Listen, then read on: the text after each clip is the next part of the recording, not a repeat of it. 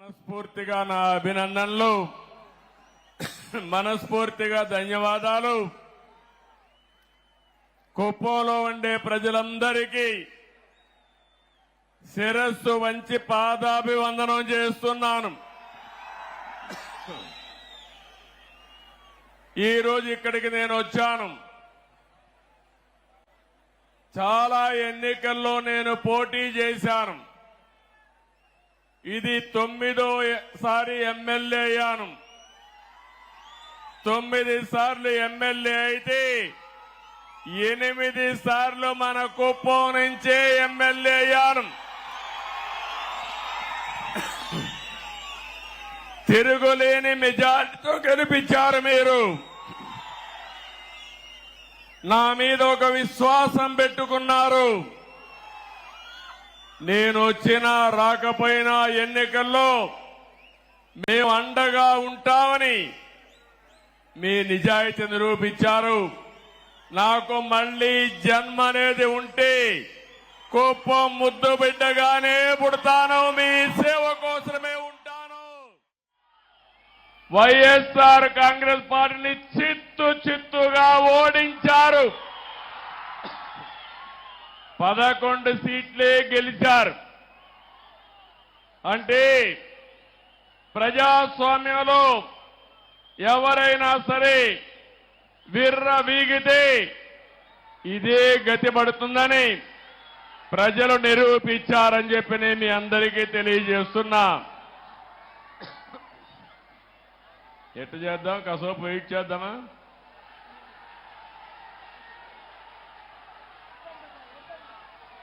Continue చేద్దామా? 2 నిమిషాలు wait చేద్దామా? ఓకే.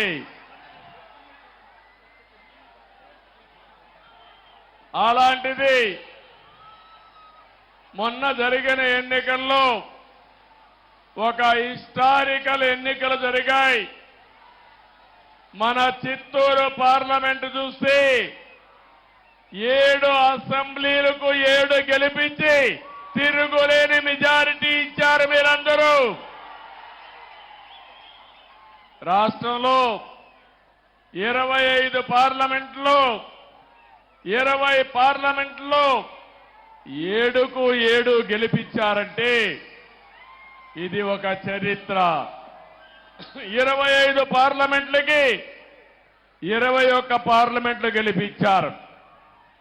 ఈరోజు మీరందరూ ఒకసారి ఆలోచిస్తే ఈ యొక్క వైఎస్ఆర్ కాంగ్రెస్ పార్టీ ఒక అరాచక పార్టీ. అలాంటి పార్టీని ఇంటికి పంపించడానికి తెలుగుదేశం, జనసేన, బీజేపీ జట్టు కట్టాం. 4 పార్టీలు కలిసి పోరాడాం. ఎన్డీఏలో భాగస్వాములయ్యాం. అందుకే ఈ ఎన్నిక ఒక హిస్టారికల్ ఎన్నిక అని చెప్పి కూడా నేను మీకు తెలియజేస్తున్నా. ఇంకో పక్క ఈ ఎన్నిక ద్వారా రాష్ట్ర ప్రజల యొక్క భవిష్యత్తుని తీరగా రాయబోతున్నామని మరొక్కసారి మీకు విజ్ఞప్తి చేస్తున్నాను. ఎప్పుడు కూడా నా రాజకీయానికి కుప్పం నియోజకవర్గం ఒక ప్రయోగశాల. ఇక్కడ మొట్టమొదటి ఒక కార్యక్రమాన్ని ప్రారంభించి ఆ రోజు సమైక్య ఆంధ్రప్రదేశ్లో, తర్వాత నవ్య ఆంధ్రప్రదేశ్లో అమలు చేశాం. ఈరోజు కూడా మళ్ళీ మీ అందరికీ హామీ ఇస్తున్నా. ఈసారి మీరు ఒక్కసారి ఆలోచిస్తే మనం ఎంపిక చేసిన ఎమ్మెల్యే అభ్యర్థులు చాలా బాగా చదువుకున్న అభ్యర్థులను పెట్టాం. యువతను తీసుకొచ్చాం. బడుగు బలహీన వర్గాలు తీసుకొచ్చాం. మహిళలకు ప్రాధాన్యత ఇచ్చాం. నిన్న కూడా మీరు చూస్తే నేను కేబినెట్ లో 17 మంది కొత్త వాళ్ళని మొదటిసారిగా మినిస్టర్లు చేసుకున్నాం. 7 మంది అయితే మొదటిసారి ఎమ్మెల్యేలు, మొదటిసారి మినిస్టర్లు అందులో రాంప్రసాద్ రెడ్డి రాజమ్మన రాయచోటి నుంచి మొదటిసారి గెలిచాడు. మొదటిసారి ఎమ్మెల్యేనే కాకుండా మంత్రి చేశావంటే యువతకు తెలుగుదేశం పార్టీ ఇచ్చే ప్రాధాన్యతని మరొకసారి మీ అందరికీ విజ్ఞప్తి చేస్తున్నాను. ఇంకొక పక్క బడుగు బలహీన వర్గాలకు ప్రాధాన్యత ఇచ్చాం. సామాజిక న్యాయానికి పెద్దపీట వేశాం. కుప్పం నియోజకవర్గం ఉంది.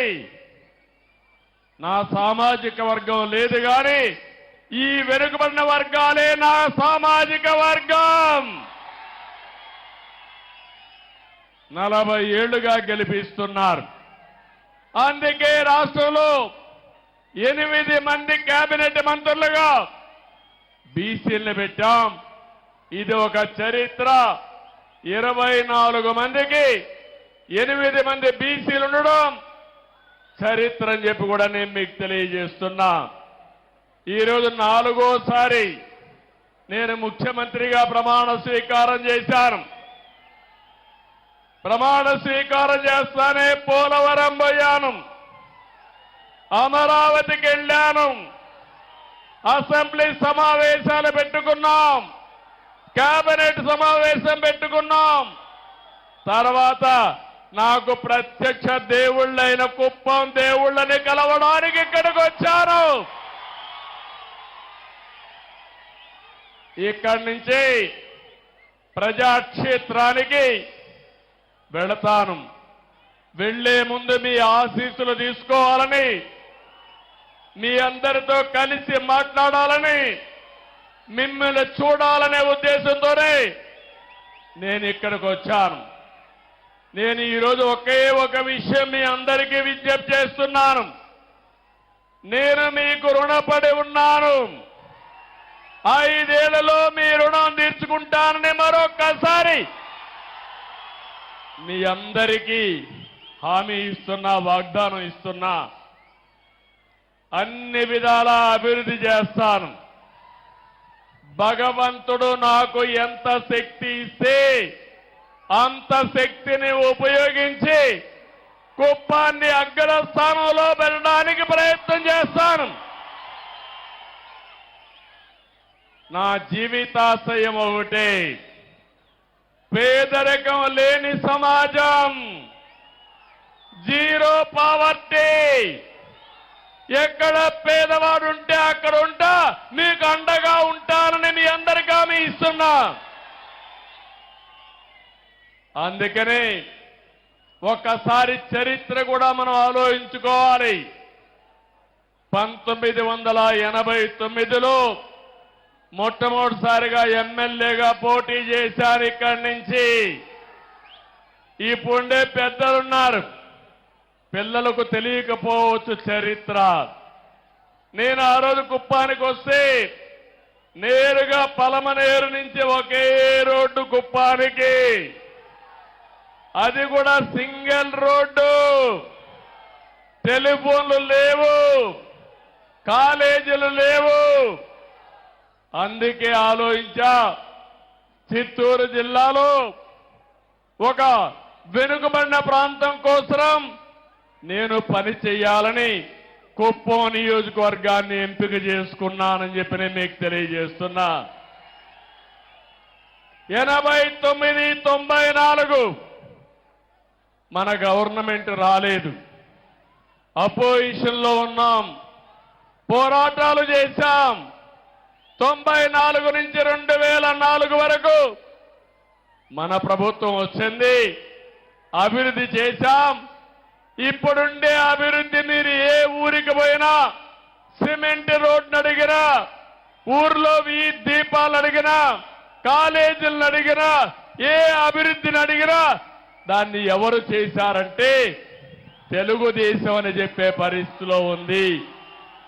మీ ఎమ్మెల్యేగా నేనే చేశానని మీ అందరికీ సగర్వంగా విజ్ఞప్తి చేస్తున్నా.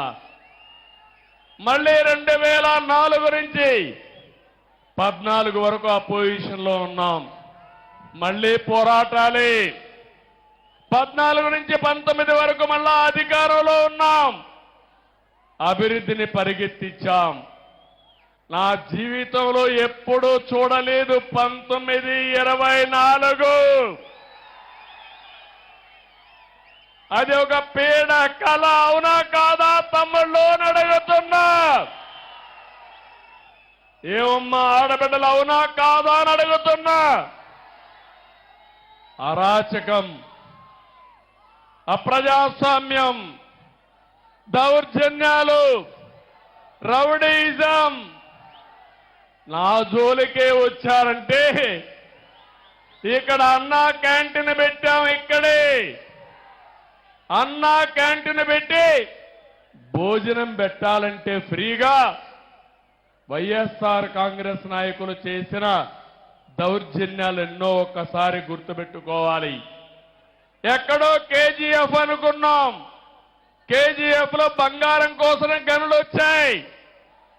కుప్పంలో గ్రనైట్ మొత్తం దేసేసి మళ్ళా కేజీఎఫ్ ను మరిపించే విధంగా దోపిడీ జరిగింది. అవునా కాదా అని మిమ్మల్ని అడుగుతున్నా. ఒక మాజీ ముఖ్యమంత్రిగా, ఒక ప్రజాప్రతినిధిగా, ఒక ఎమ్మెల్యేగా నేను అక్కడికి పోతే నాకే దిక్కు లేదు. నేను కుప్పానికి వస్తున్నానంటే జీవో నెంబర్ 1 తీసుకొచ్చి మన మీదనే దాడులు చేసి మన వాళ్ళనే కేసులు పెట్టి 30 మందిని దగ్గర 10 మందిని 30 రోజులు జైల్లో పెట్టారు. ఏం తమ్ముళ్ళు మర్చిపోతానా, ఆడబిడ్డలో మర్చిపోతానా అని అడుగుతున్నా. నా జీవితంలో మొట్టమొదటిసారి జైలుకు కూడా పోయి మన వాళ్ళని పరామర్శించా. తర్వాత నన్ను కూడా జైల్లో పెట్టే పరిస్థితికి వచ్చారు. బాధ, ఆవేదన ఉంది. నాకు ఎవరి మీద కోపం లేదు, మీ మీద అభిమానం ఉంది. అందుకే చెప్తున్నా, కుప్పం ఒక ప్రశాంతమైన ప్రాంతం అవునా కాదా అని మిమ్మల్ని అడుగుతున్నా. మీకు ప్రశాంతత కావాలనా లేదా అని అడుగుతున్నా. ఈరోజు మీ తరపున ఈ యొక్క ఎన్టీఆర్ మెమోరియల్, ఎన్టీఆర్ విగ్రహం సాక్షిగా చెప్తున్నా, ఎవడైనా కుప్పంలో రౌడీజం చేశారో చేస్తారు.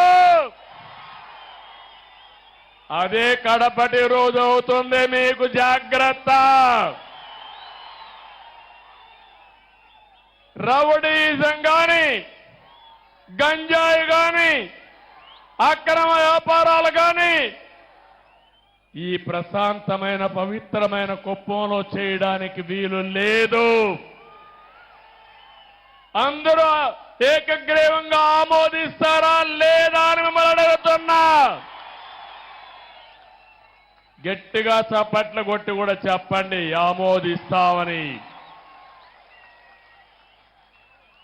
5 సంవత్సరాలు నేను ఒక స్పష్టమైన అజెండాతో వచ్చాను మీ దగ్గరికి. సంక్షేమానికి పెద్దపీట వేస్తాం, అభివృద్ధి పరిగెత్తిస్తాం. దానికి నమూనాగా ఈ కుప్పం నియోజకవర్గాన్ని తయారు చేస్తారని మరొకసారి మీ అందరికీ హామీ ఇస్తున్నా.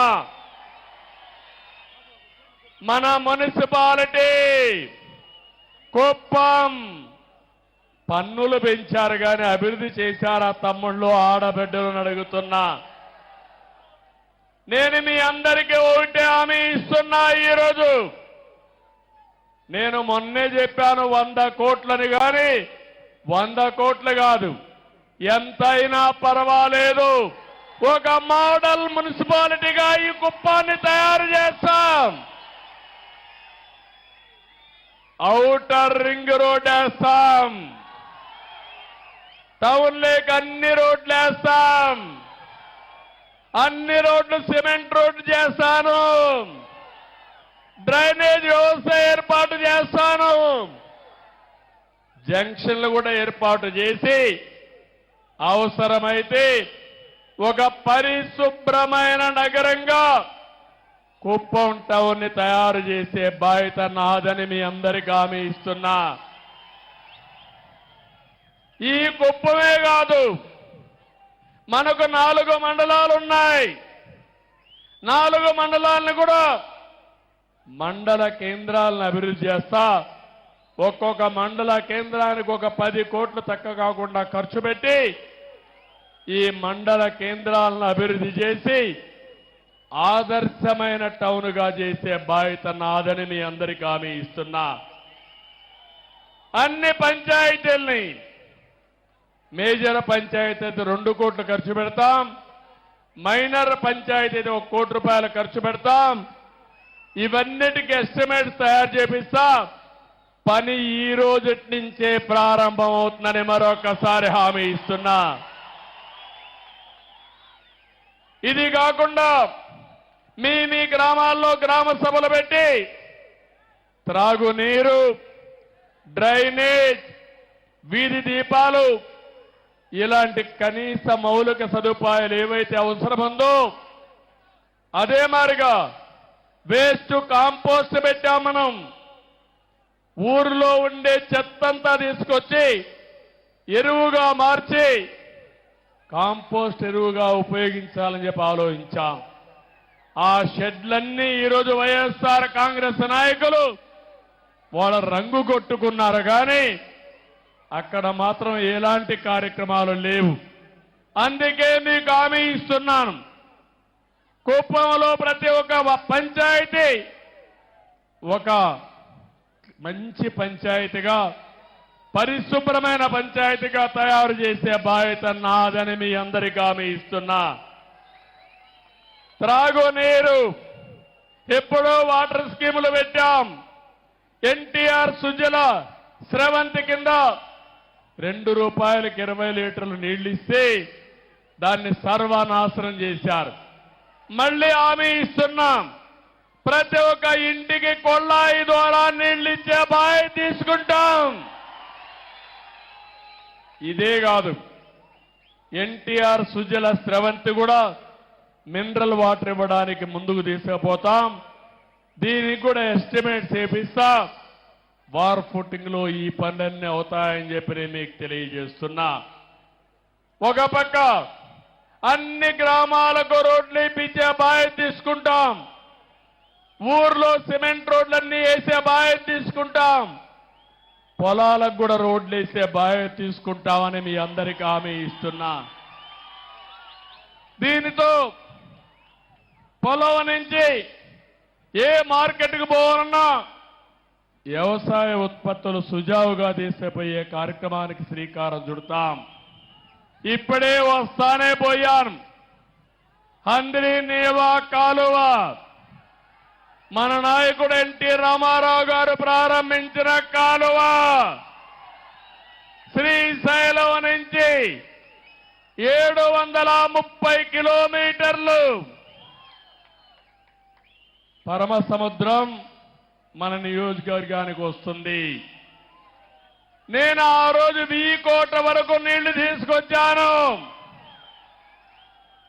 700 అంటే దగ్గర 30 కిలోమీటర్ మన కాన్స్టిట్యున్సీకి వస్తే 31 కిలోమీటర్లు వీకోట తీసుకొస్తే 5 సంవత్సరాలు వైఎస్ఆర్ కాంగ్రెస్ పార్టీ పాలనలో 5 కిలోమీటర్లు తీసుకొచ్చారు నీళ్లు. సినిమా షూటింగ్లు వేశాడు చూశారా తమ్ముళ్ళు? ఆ రోజు సెట్టింగ్లు పెట్టి ట్రాక్టర్లో నీళ్లు తీసుకొచ్చి నీళ్లు కాలువలో పోసి సీఎం పోతానా అవి కూడా బిరక్కెళ్ళిపోయే పరిస్థితికి వచ్చారు. ఈ సంవత్సరం కృష్ణా నీళ్లు రావాలా లేదా అని మిమ్మల్ని అడుగుతున్నా. రావాలి అంటే గట్టిగా చెప్పండి కూడా చెప్పండి. చెప్పారు. కాంట్రాక్టర్లపై నుండే ప్రేమ వైఎస్ఆర్ కాంగ్రెస్ పార్టీకి రైతులపైన లేదు. అందుకే అన్ని ప్రాజెక్టులు పడకేశాయి. తొందరలోనే దీనిపైన వైట్ పేపర్ కూడా రిలీజ్ చేస్తున్నా. నేను మీకు హామీ ఇస్తున్నా, రాబోయే రోజుల్లో కుప్పంలో కరువు లేకుండా కరువుకు చెక్ పెట్టే బాధ్యత తెలుగుదేశం పార్టీ తీసుకుంటాం. హంద్రి నీవా నీళ్లు వస్తాయి, అన్ని చెరువులు నింపుతాం.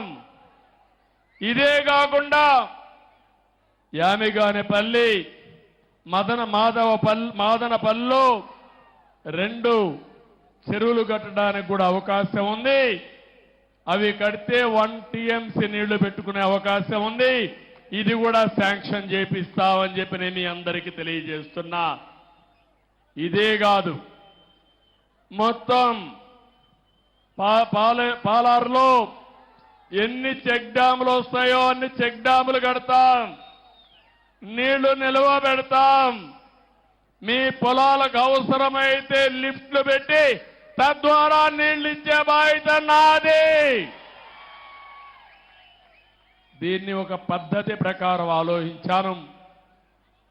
సాగునీరు మీకు ఇస్తే బంగారం పండించే రైతాంగం ఇక్కడున్నారు. నేను మొట్టమొదటిసారి ఒక్కసారి వచ్చినప్పుడు చెప్పాను, కుప్పానికి భగవంతుడు మంచి వాతావరణం ఇచ్చాడు, బెంగళూరు క్లైమేట్ ఇచ్చాడు. ఇక్కడి పండని పంటే లేదు. ఇక్కడ అన్ని పంటలు పండుతాయి. పట్టు పరిశ్రమకు కేంద్రం ఈ కుప్పం నియోజకవర్గం. ఇంకో పక్క మంచి పండ్లు, కూరగాయలు, వాణిజ్య పంటలన్నిటికీ చిరునామా ఈ కుప్పం నియోజకవర్గం. ఈ సంవత్సరం మన వాళ్ళు టమోటా కూడా బాగా వేశారు, లాభాలు కూడా బాగానే వచ్చాయి. నేను ఒకటే ఆలోచిస్తున్నా, వ్యవసాయ ఆధార పరిశ్రమలు, టమోటా ఉంది, టమోటా నుంచి క్యాచప్ చేయడానికి లేకపోతే టమోటా జ్యూస్ తయారు చేయడానికి ఫ్యాక్టరీలు రావాల్సిన అవసరం ఉంది.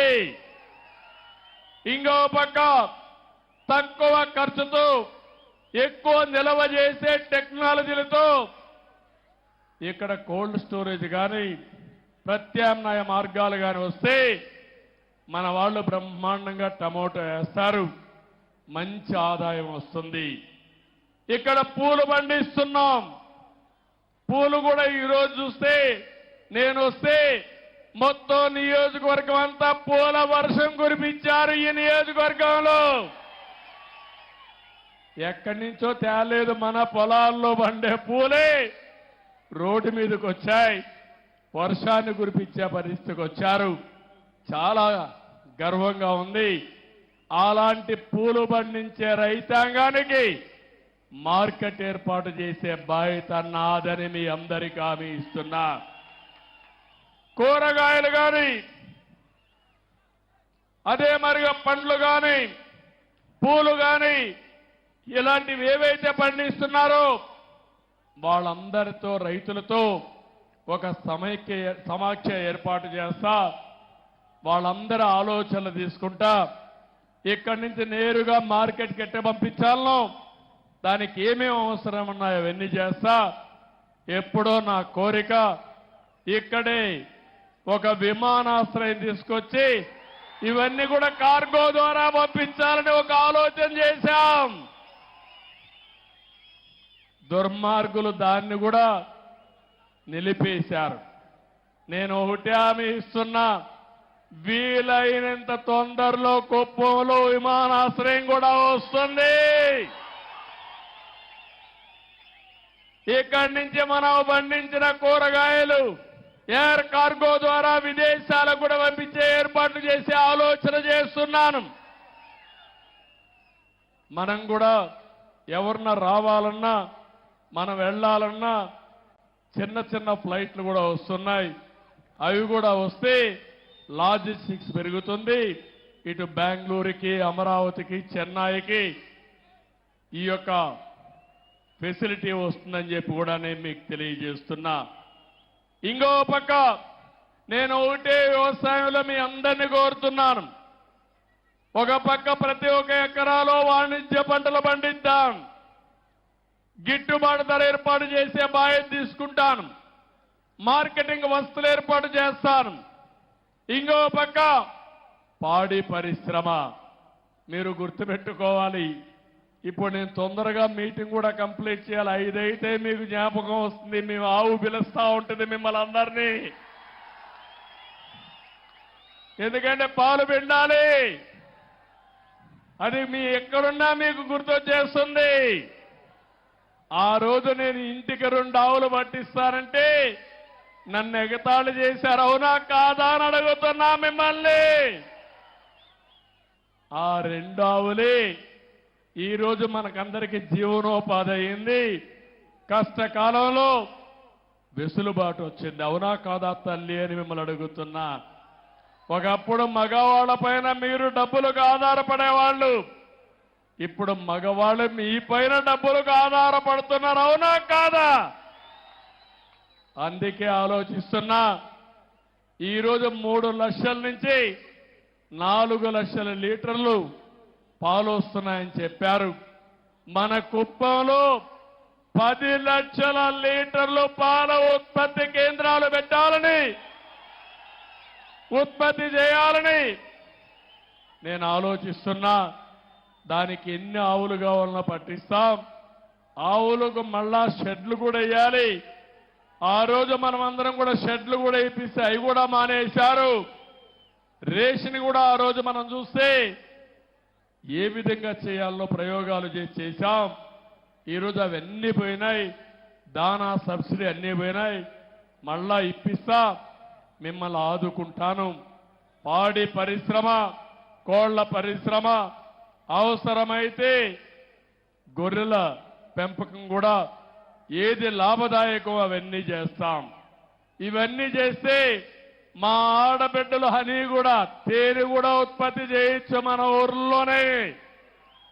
సిల్క్, మిల్క్, అదే మరి హనీ, ఈ 3 కూడా ఒక అనుబంధ కార్యక్రమాల కింద చేసుకుంటే మనకు ఆదాయం వస్తుందని చెప్పి కూడా నేను మీకు తెలియజేస్తున్నా.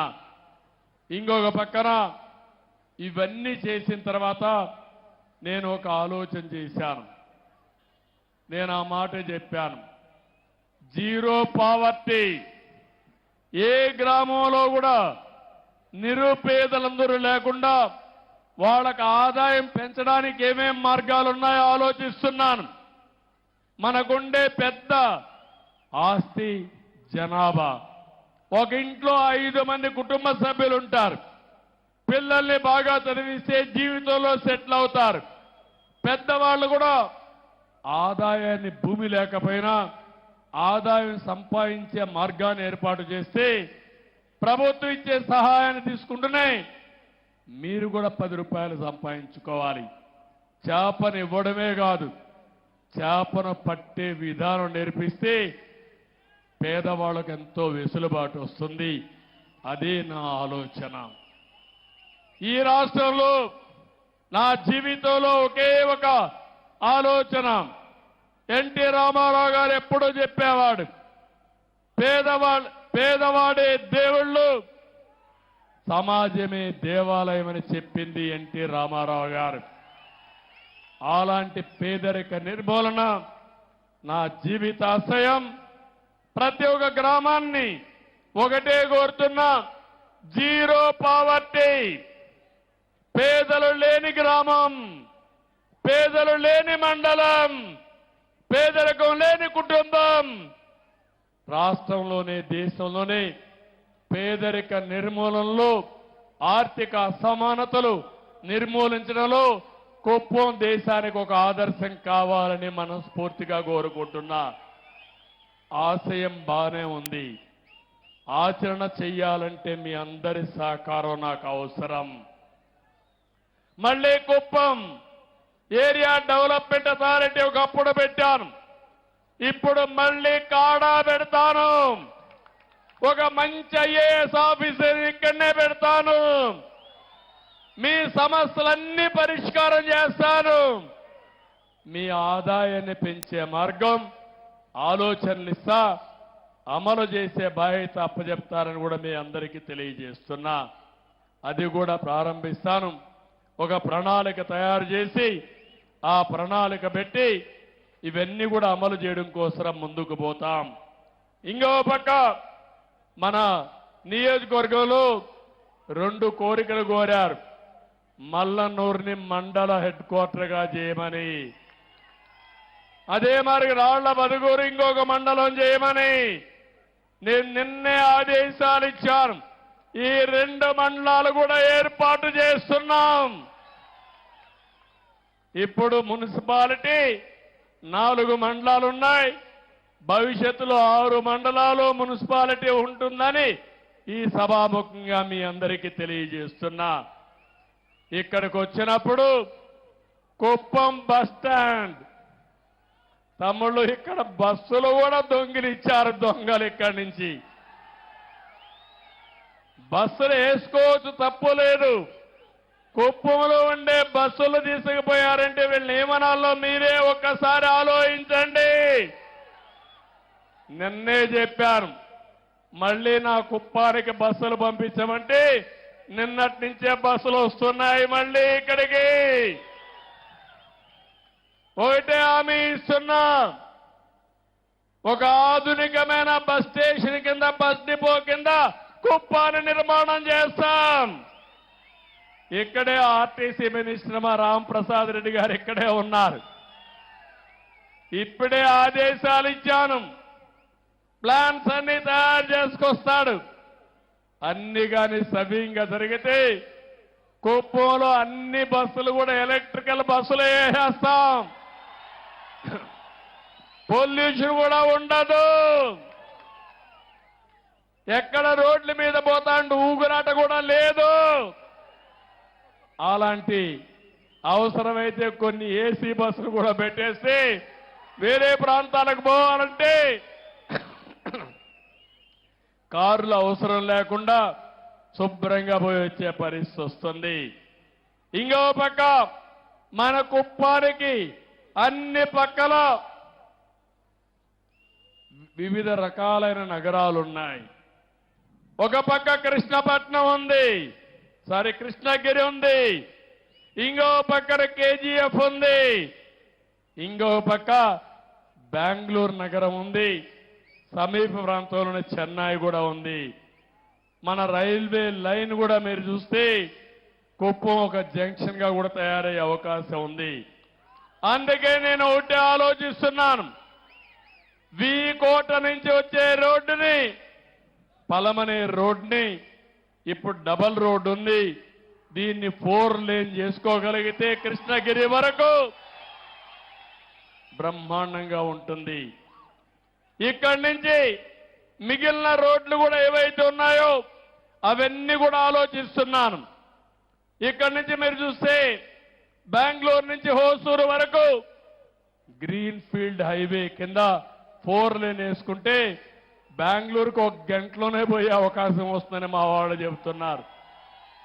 అది కూడా వస్తే నేరుగా బెంగళూరుకు పోయి బెంగళూరు వాళ్ళు కుప్పానికి వచ్చి వ్యాపారం చేసుకుని సాయంత్రం మళ్ళీ వెళ్ళిపోతారు బెంగళూరుకి. మొన్న బెంగళూరు నుంచి ఒక 20,000 మంది వచ్చారు మన వాళ్ళు ఓట్లు వేయడానికి. వాళ్లే డబ్బులు ఖర్చు పెట్టి వచ్చారు, తెలుగుదేశం పార్టీకి ఓటేశారు.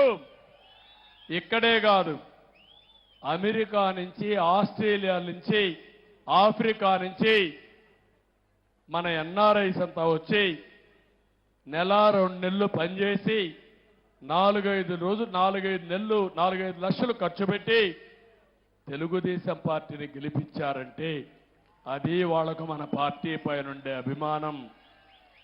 ఈరోజు పక్కనుండే బెంగళూరు నుంచి ఒక 15,000 నుంచి 20,000 మంది కొంతమంది వాళ్ళ ఖర్చులే పెట్టుకొని వచ్చి ఓటేశారు.